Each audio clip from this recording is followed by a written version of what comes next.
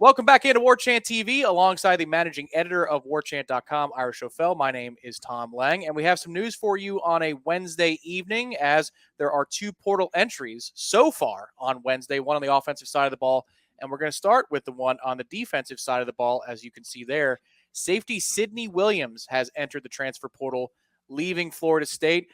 Ira, this is not nothing. So there are some players that you figure are going to move on and get more opportunities elsewhere. Sidney Williams wasn't a surefire thing in terms of he might have been able to play a little bit more in 2023. Your thoughts, your initial reaction to Sidney Williams going into the portal? Yeah, I mean, it's not a total shock, like you said, but he's had an interesting career. You know, when Sidney Williams came to Florida State, he's not one of the holdovers from Willie Taggart or Jimbo. He was signed by this coaching staff, and I think they really liked him a lot. He's from Louisiana, but finished high school in Alabama. I think he maybe dealt with some injuries in high school, which was why he wasn't as highly recruited. At least that was the story when Florida State signed him. And man, he proved them right early on. I mean, he was starting games early in his career at Florida State at safety. Real hard hitter. Probably not. He wasn't. We never got to see him be great in pass coverage, but he was a really hard hitter, physical kid. Plays hard. Good athlete. Really, there's a lot to like there. But he got hurt. I think it was pretty early last season, and in the 2021 season, and never was right again that season. And in the meantime, they kind of solidified things on the back end with, Akeem Dent and Jamie Robinson and the backup Shaheem and Jarquez McClellan. And they just had a lot of, they were having success at safety. So when he came back healthy this year, it just felt like, okay, where does he fit in? But then you wonder, maybe next year, because he played special teams and he was a force on special teams, especially late in the year when he was fully healthy. And then now he enters the portal. So to me, I don't think this is one where necessarily he knew there was no chance he'd play at Florida State, but it could be a situation where he sees better opportunities somewhere else.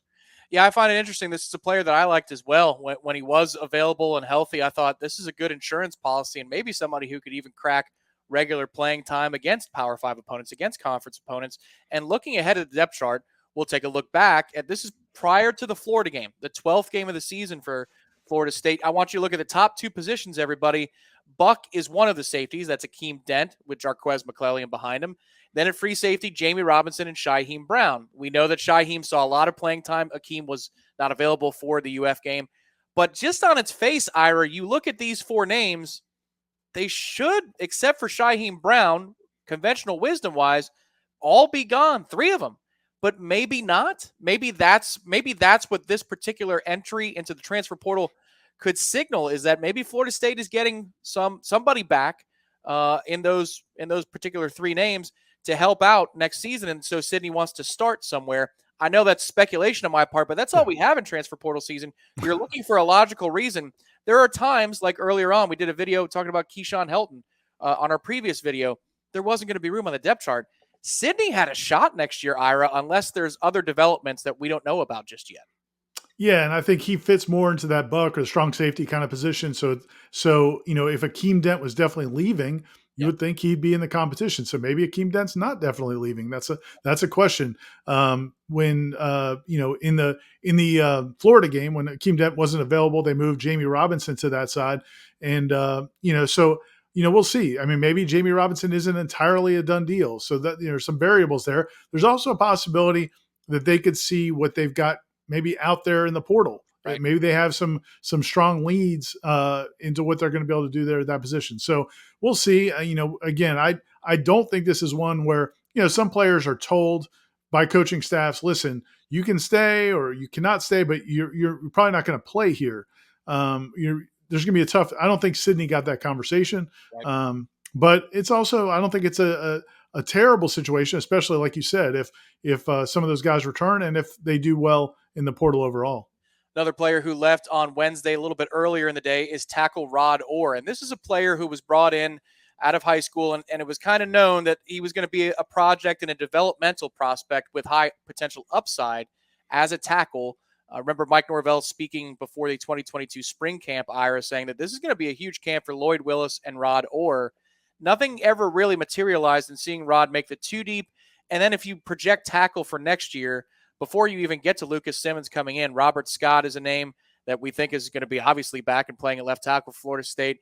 Bless Harris is likely to come back at this point. Haven't heard anything otherwise. Yeah, it seems like it. Yeah. Julian Armella is available to play at that position, and certainly everybody wants to watch that young man make his debut in a meaningful moment for FSU. And then Darius Washington's also an emergency reserve. They like Jalen Early. You get the point. I'm listing a lot of names before we get to Rod Orr. I think this one was a situation where if you want to play, you probably should go look elsewhere.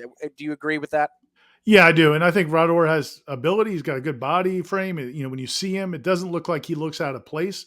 But he's been here 2 years. And man, practicing football every day without a realistic chance to play probably isn't a whole lot of fun, especially in the trenches. So that one's not too surprising. And I don't think it's a big problem for Florida State because, again, as you mentioned, they have a plenty of options at offensive tackle, and they may not be done there. They've been pretty active in the portal on the offensive line as well. So, that's one where, I think Mike Norvell, the coaching staff, will wish him the best, and maybe he'll find a chance to go play somewhere.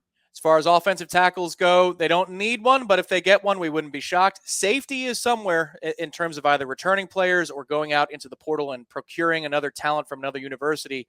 That is something that we're very much watching here on warchant.com.